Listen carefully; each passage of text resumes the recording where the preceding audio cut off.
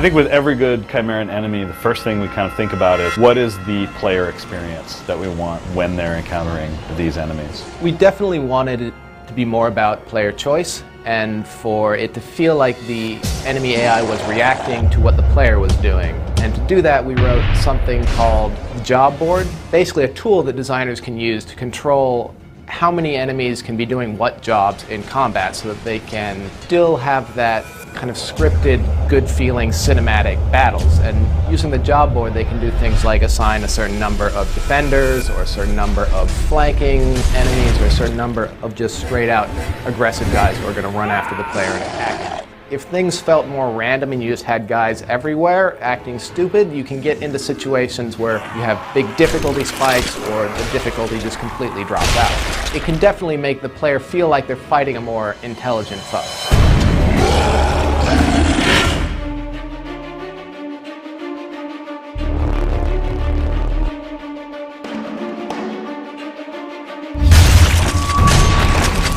The Grims are, for lack of a better term, almost aborted hybrids. So they're halfway between human, halfway between a hybrid. Malnourished, malfed.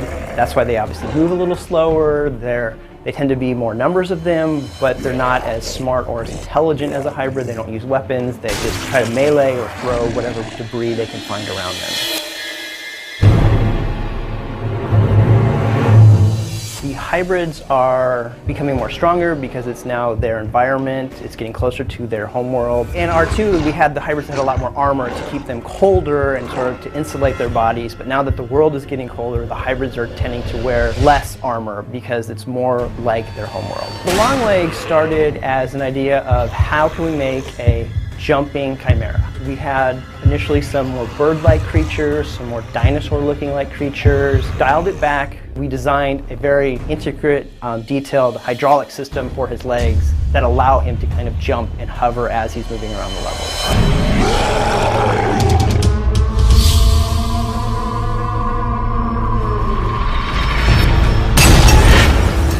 The Brawler, we wanted to bring back kind of the intensity of the Titans from earlier Resistance, but have them much more agile, have them be able to come down on you really fast.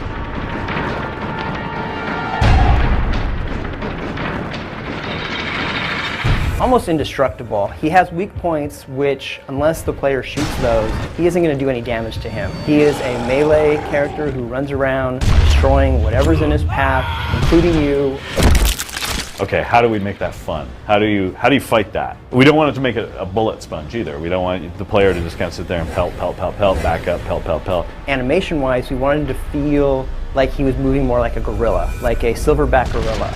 We didn't want him to feel like just a dude in a suit. The thing kind of develops on its own in rough form as we're developing the art style, kind of how you make him a Chimeran-looking creature goes part and parcel with how do you make him feel good and fun in a situation.